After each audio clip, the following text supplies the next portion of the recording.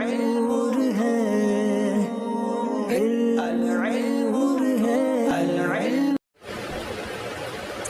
السلام علیکم ورحمۃ اللہ وبرکاتہ نحمدہ ونصلی علی رسولہ الکریم۔ تو آج ہم فصل نمبر 11 پڑھیں گے، منصرف و غیر منصرف، منصرف و غیر منصرف، منصرف و غیر منصرف۔ منصرف اسے کہتے ہیں جو پھرتا ہو، یعنی جس کی جو گردش کرتا ہو، یعنی جیسے رجلن ہے، اس پہ تینوں حرکتیں آ جاتی ہیں، رجلن، رجولن، رجولن، اور تنوین بھی آ جاتی ہے۔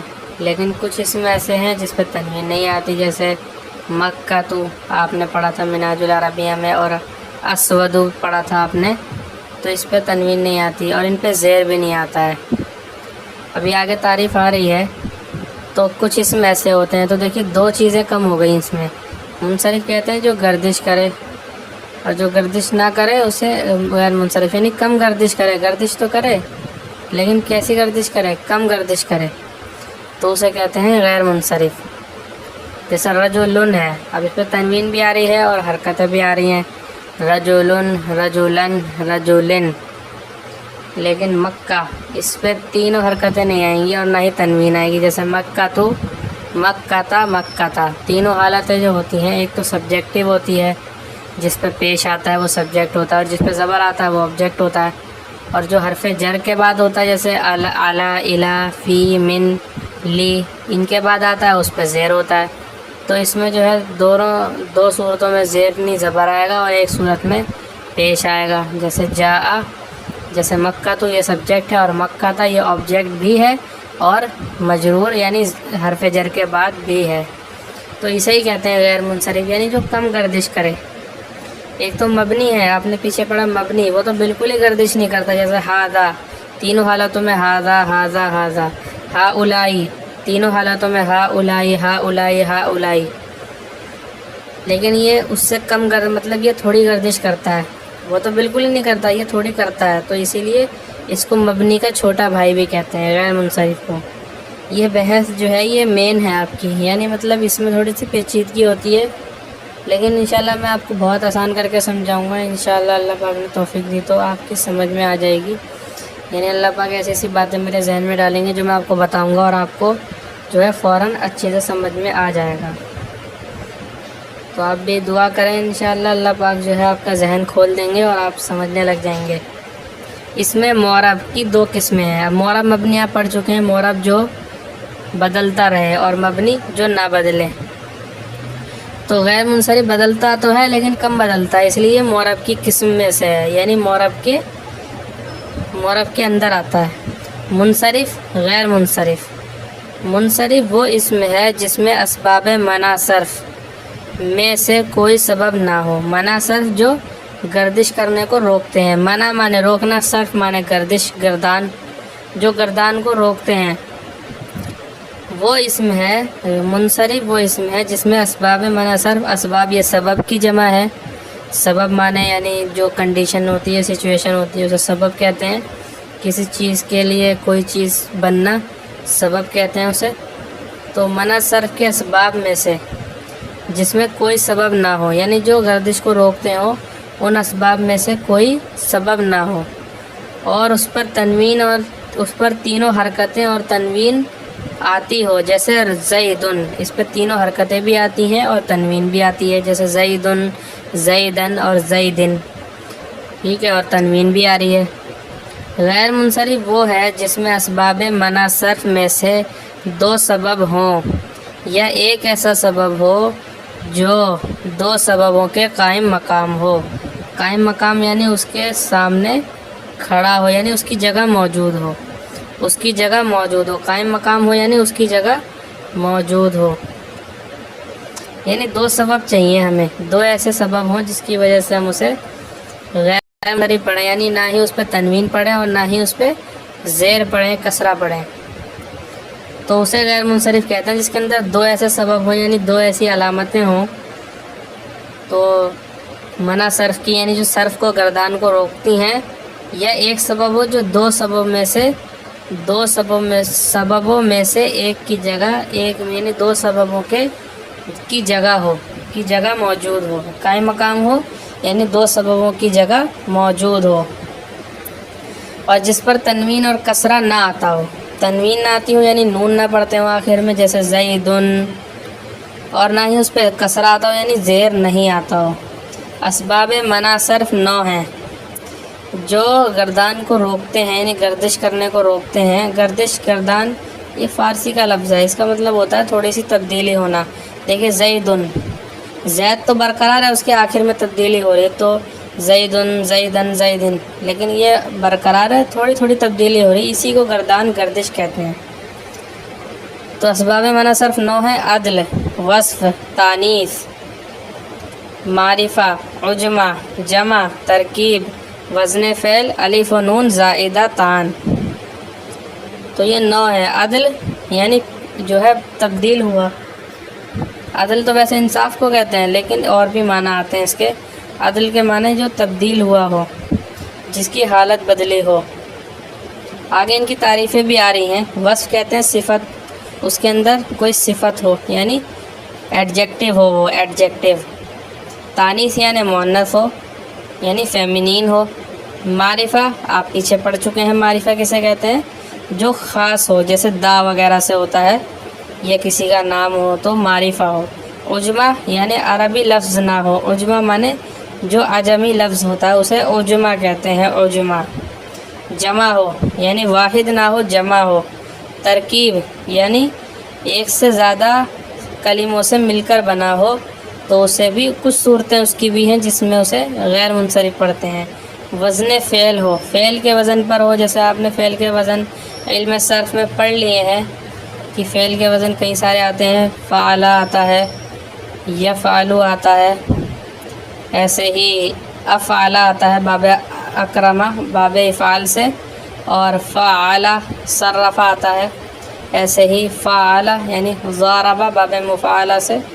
तो ये सब जो है फ़ेल के वज़न है, इनके वज़न पर हो। अलिफ और नून ज़ाइदतान, उसके आखिर में अलिफ और नून ज़ाइद हो, जैसे इमरान, ये उमर से है लफ्ज़, तो इसमें अलिफ और नून ज़ाइद हैं। आगे इसी को एक शेर में बयान कर रहे हैं। आपसे जो है दरख्वास्त है शेर को याद कर लें अगर हो जाए आपसे, बहुत बेहतरीन शेर है ये। आगे किताब पढ़ाई जाती है काफ़िया, उसमें से लिया गया है ये, जिनका मजमुआ ज़ेल के 2 शेरों में बयान कर दिया गया है। अदलुं व वस्फ़ुं व तानीसुं व मारिफ़तुं व उजमतुन थुम्मा जमउन थुम्मा तरकीबु व नूनु ज़ाइदतम मिन क़ब्लिहा अलिफ़ुन व वज़नु फ़ेलिन व हाज़ल क़ौलु तक़रीबु। हर एक की मिसाल ये है। उमर, ये अदल की मिसाल है, यानी उमर को गैर मुनसरिफ क्यों पढ़ते हैं, इस पर तनवीन और कसरा नहीं पढ़ते हैं। जा उमरा, रअयतु उमरा, मररतु बि उमरा। देखिए बा के साथ भी उमरा पढ़ेंगे, ये ऑब्जेक्ट बन रहा है। मैंने देखा यानी नज़र तू उमरा, मैंने देखा उमर को, और जा उमरु, तो इस पे जो है तनवीन नहीं पढ़ रहे हैं। क्यों नहीं पढ़ रहे हैं, ये गैर मुनसरिफ है। इसमें 2 सबब हैं। गर्दान को गर्दिश करने को रोकने के मना सर्फ के 2 सबब हैं, 2 अलामतें हैं। एक तो अदल है, ये अदल है इसमें, और एक मारिफा है। अभी आगे इसकी तारीफ़ भी आ रही है। सलासु और सुलासु, सलासु नहीं सुलासु। सुलासु में 2 सबब हैं, वस्फ़ और अदल। ये किसकी मिसाल है, ये है वस्फ़ की, यानी इसके अंदर सिफ़ती माना पाए जाते हैं। ये एडजेक्टिव है, एडजेक्टिव। तलहतु में 2 सबब हैं, तानीस और मारिफ़ा। मुअन्नस है ये क्योंकि बोलता आ रही है, और मारिफ़ा है किसी का नाम है। ज़ैनबु में 2 सबब है, मारिफ़ा और तानीस।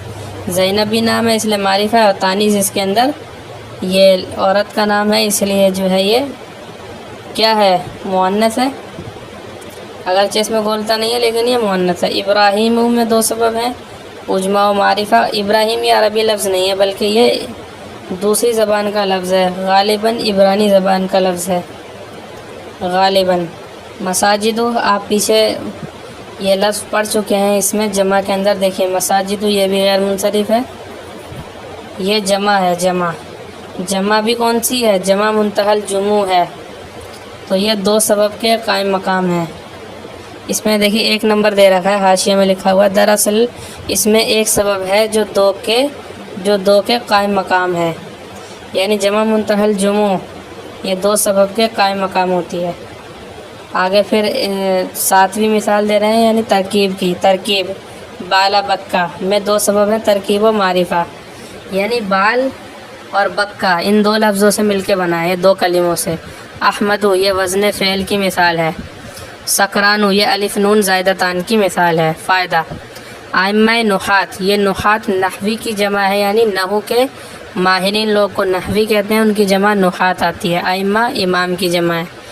کی اصطلاح یعنی ان کے ٹیکنیکل ورڈز جو ہوتے ہیں ان کی جو آپس میں اصطلاح آپ سمجھ رہے ہوں گے، یعنی جو وہ جس ہر فن کی کچھ اصطلاح ہوتی ہیں جن میں وہ بات کرتے ہیں، کچھ خاص الفاظ ان کی اصطلاح میں ایک اسم کا اپنے اصلی صیغے یعنی اپنے اصلی لفظ سے نکل کر دوسرے لفظ میں چلے جانے کو عدل کہتے ہیں۔ صیغہ میں کافی مشکل الفاظوں کا بھی ترجمہ کر دیتا ہوں تاکہ آپ کو اچھے سے بات سمجھ میں آئے، یعنی اسم کا اپنے اصلی صیغے سے نکل کے دوسرے صیغے میں چلے جانا، یہ کیا ہے؟ اسے کہتے ہیں عدل۔ یعنی جو جیسے مثال کے طور پر عامرن تھا اصل صیغہ فاعل ان کے وزن پر، عمرہ یا عمرو کا مطلب ہوتا ہے آباد ہونا، اسی سے عامرن ہے آباد ہونے والا، تو عرب نے جو ہے اس سے لفظ بنایا عمر، تو اصلی صیغہ عامرن تھا، اس سے عمر بنا دیا انہوں نے، تو اسے ہی عدل کہتے ہیں۔ اسے کیا کہتے ہیں؟ عدل کہتے ہیں۔ یہ 2 طریقے کا ہوتا ہے، عدل تحقیقی، عدل تقدیری۔ عدل تحقیقی وہ ہے، آپ جو ہے بالکل توجہ کریں میری طرف، انشاءاللہ آپ کو سمجھ میں آنے لگ جائے گا۔ عدل تحقیقی وہ ہے جس کی واقعی کوئی اصل ہو، جیسے ثلاثو کہ اس کے معنی میں 3 اس سے معلوم ہوا، اس کے معنی میں کیا ہے؟ 3 اس سے معلوم ہوا کہ اس کی اصل ثلاثتوں و ثلاثتن تھی، یعنی 3 اور 3، تو ترجمے سے ہی پتہ چل رہا ہے 3 اور 3، تو جب ہمیں ترجمے سے یا کوئی اور چیز سے پتہ چل رہا ہو کہ ہاں اس کی اصل جو ہے ثلاثتوں و ثلاثتن، یعنی اصل یہ تھی، اس سے ثلاثو ہو گیا۔ یہ حدیث میں بھی آتا ہے، یہ ثلاثو تو انہوں نے مثال دے دی، اصل میں اس کو مثلث بھی کہتے ہیں، مثلث، ثلاثو اور مثلثو، اور احادیث میں بھی آیا ہے، یعنی اللہ کے نبی صلی اللہ علیہ وسلم کی حدیث ہے ایک، بخاری شریف میں شاید اس میں لفظ استعمال ہے، اللہ کے نبی نے کہا یعنی رات کی جو رکعتیں ہیں وہ 2 ہیں، صلاۃ اللیلی مثنا مثنا، تو مثنا مثنا یعنی 2 ہیں، 2 مثنا، صلاۃ اللیلی مثنا مثنا یعنی 2 ہیں۔ تو یہ ثلاثو اس کے ترجمے میں 3 آ رہا ہے، یعنی 2 بار ترجمہ آ رہا ہے، تو اسی سے لفظ سمجھ میں آ رہا ہے کہ ثلاثتن و ثلاثتن تھا یہ، اور اس کی مطلب اس کی دلیل ہمارے پاس ہونی چاہیے، اسے تحقیقی کہتے ہیں۔ اور تقدیری وہ ہے کہ جس کی اصل واقعی نہ ہو بلکہ مان لی گئی ہو، جیسے عمرو، تو عمرو میں ترجمے میں سے تو کچھ پتہ نہیں چل رہا، یہ تو نام ہے کسی کا، تو کہ یہ لفظ عرب میں غیر منصرف مستعمل ہوتا ہے، لیکن اس میں غیر منصرف ہونے کا صرف ایک سبب معرفہ پایا جاتا ہے، اس لیے استعمال کا لحاظ کر کے اس کی اصل عامرن مان لی گئی ہے، یعنی عامرن سے نکلا ہے یہ مان لیا گیا ہے، ورنہ کوئی چیز ایسی نہیں ہے جو ہمیں بتائے کہ یہ عامرن سے نکلا ہے، باقی مان لیا گیا ہے تاکہ جو قاعدہ بنا ہے وہ بچا رہا ہے، کیونکہ میں نے آپ کو بتایا تھا، دیکھیے زبان پہلے ہوتی ہے، قواعد بعد میں ہے۔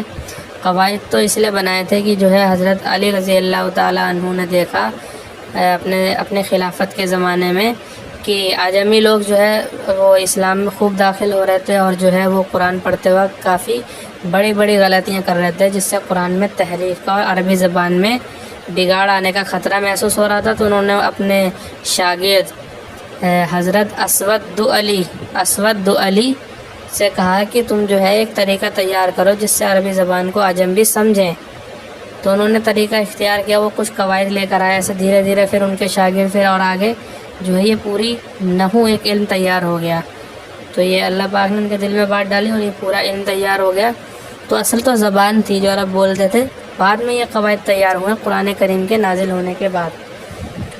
تو اپنے قاعدے کو بچانے کے لیے کہ اب عدل جو ہے وہ اس میں مان لیا گیا، ورنہ عمر کو پھر کوئی ہمارے پاس ہم کیسے کہتے ہیں غیر منصرف ہے، اس وجہ سے۔ خیر ابھی آپ کو نہ سمجھ میں آیا تو کوئی بات نہیں، آپ کو دھیرے دھیرے سمجھ میں آنے لگ جائے گا۔ اگلی جو کتاب ہدایت النحو ہے اسے پڑھیں گے تو اس میں تھوڑی تفصیل ہے، باقی آپ زیادہ آپ کو اس میں جو ہے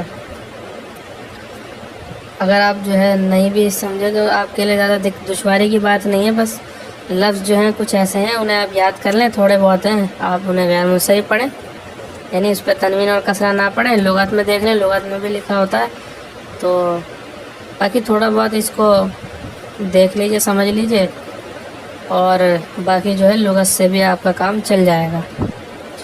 فائدہ: عجمہ وہ اسم ہے جو عربی کے علاوہ کسی دوسری زبان میں علم ہو، یعنی نام ہو، کسی کا نام ہو، یعنی عربی زبان میں نہ ہو بلکہ جو جس زبان سے لیا ہو عربی زبان میں وہ اس وقت علم ہو، یعنی کسی کا نام ہو، اور 3 حرف سے زیادہ ہو، یعنی کم سے کم 3 حرف نہ ہو، اس سے زیادہ ہو، یعنی کم سے کم 4 حرف ہونے چاہیے، جیسے ابراہیم ہو، یا 3 حرف ہو اور درمیان کا حرف حرکت والا ہو، متحرک ہو، یعنی درمیان کا حرف ساکن نہ ہو بلکہ اس پہ حرکت ہو، جیسے شطر۔ شطر جو ہے قلعے کا نام ہے، یہ بھی عربی لفظ نہیں ہے شطر، اور ابراہیم بھی عربی لفظ نہیں ہے، تو یہ اس میں بتا دیا انہوں نے۔ عجمہ جب ہوگا تو اسے غیر منصرف کب پڑھیں گے؟ جب پڑھیں گے یعنی اس کے اندر وہ عجمہ میں یعنی عجمی زبان میں وہ علم ہو، کسی کا نام ہو، پھر عربی میں جب لیا ہو اسے تو 3 حرف سے زیادہ ہو، یا 3 حرف والا ہو اور بیچ کا حرف حرکت والا ہو۔ الف و نون زائدتان اگر اسم کے آخر میں ہوں تو شرط یہ ہے کہ وہ اسم میں علم ہو، یعنی جب الف و نون زائدتان، یہ 2 زائد الف جو ہے وہ 2 زائد چیزیں الف اور نون جب کسی اسم پر آتے ہیں تو اس کے آخر میں ہوں تو شرط یہ ہے کہ وہ اسم علم ہو، کسی کا نام ہو، جیسے عمران اور عثمان اور سلمان، ٹھیک ہے۔ اور اگر بس سعدان غیر منصرف نہیں، کیونکہ وہ علم نہیں ہے بلکہ جنگلی گھاس کو کہتے ہیں، یعنی جنگلی گھاس کو سعدان کہتے ہیں، یعنی کوئی بھی جنگلی گھاسوں سے سعدان کہیں گے تو پھر یہ علم نہیں رہا، یہ تو عام نام ہو گیا، کسی بھی جنگلی گھاس کو آپ سعدان کہیں گے۔ اگر کوئی خاص نام ہوتا، علم ہوتا، تو پھر یہ بھی غیر منصرف ہوتا۔ اور اگر الف و نون زائدتان صفت کے آخر میں نہیں، ایڈجیکٹیو ہو، صفت کے آخر میں ہو تو شرط یہ ہے کہ اس کی مؤنث فعلانۃ کے وزن پر نہ آتی ہو، جیسے سکرانو، یہ کہتے ہیں جو نشے میں ہو اس شخص کو کہتے ہیں سکران۔ قرآن کریم میں آیا لفظ سکارا، وہ جو ہے ابھی آگے آ جائے گا، سکرانو غیر منصرف ہے اس لیے کہ اس کی مؤنث سکرانۃ نہیں آتی ہے، اور ندمان غیر منصرف نہیں ہے اس لیے کہ اس کی مؤنث ندمانۃ آتی ہے، یعنی صفت جب ہو تو سکران جو ہے یہ نشے میں ہونا یہ آدمی کے اندر صفت ہوتی ہے، یعنی مطلب اچھی اور بری تو بعد کی چیز، ایک صفت ہوتی ہے آدمی کے اندر کہ وہ نشہ بھی ہے جو ہے وہ ایڈجیکٹیو ہوتا ہے، یعنی صفت ہوتی ہے، تو اس لیے جو ہے اس کے اندر کیا شرط ہے کہ اس کی مؤنث فعلانۃ کے وزن پر نہ ہو، تب یہ کیا ہوگا؟ غیر منصرف ہوگا، اور اگر فعلانۃ کے وزن پر ہے اس کی مؤنث تو یہ منصرف ہوگا۔ دیکھ لیجئے اسے، اب مکمل ہی ہو گیا اب یہ تقریباً۔ وزن فعل سے یہ مطلب ہے کہ اسم فعل کے وزن پر ہو، جیسے احمدو یہ افعالو کا وزن ہے، یعنی واحد متکلم کا وزن ہے، دیکھیے احمدو افعالو کا وزن ہے، یعنی یفعلو یفعلانی یفعلون، تفعلو تفعلانی یفعلنا، تفعلو تفعلانی تفعلون، تفعلینا تفعلانی تفعلنا، افعلو نفعلو، تو افعلو واحد متکلم کا صیغہ ہے، اس کے وزن پر ہے، تو اسی لیے کیا ہے یہ غیر منصرف ہے۔ اور دوسرا یہ معرفہ بھی ہے، تو 2 سبب پائے گئے تو یہ غیر منصرف ہو گیا، یعنی اس پہ نہ ہی تنوین پڑھیں گے اب، نہ ہی زیر پڑھیں گے۔ فائدہ، یہ 5واں فائدہ بتا رہے ہیں، ہر ایک غیر منصرف جبکہ اس پر الف لام آئے یا دوسرے اسم کی طرف مضاف ہو، یعنی کسی اسم کی طرف مضاف ہو یا پھر اس پر الف لام آ جائے تو اس کو حالت جری میں یعنی حرف جر کے بعد کسرہ دیا جاتا ہے، جیسے صلیت فی مساجدہم، یہ ہے مضاف کی مثال. دیکھیے مساجد مضاف، ہم ضمیر مضاف الیہ ہے، تو جب یہ مضاف ہوگا مضاف تبھی اس پہ زیر آ جائے گا. اور جب اس پہ الف لام ہوگا، جیسے ذہبت الی المقابر کہ میں گیا مقبروں تک، یعنی قبروں تک، یعنی قبروں کے پاس گیا میں. وذهبت الی المقابر میں مقبرے گیا، مقبرے کے پاس گیا. وصلیت فی مساجدہم میں نے ان کی مسجدوں میں نماز پڑھی. تو دیکھیے الف لام آ جائے گا جب بھی جو ہے غیر منصرف ہو جاتا ہے، اس پہ کسرہ آ جاتا ہے، اور اس والی حالت میں اس پہ زیرہ، اس پہ بھی کسرہ آ جاتا ہے. کسرہ کیوں آ جاتا ہے؟ اس لیے کہ غیر منصرف پہ کسرہ اور تنوین اس لیے نہیں لاتے کیونکہ فعل پر بھی نہیں آتی.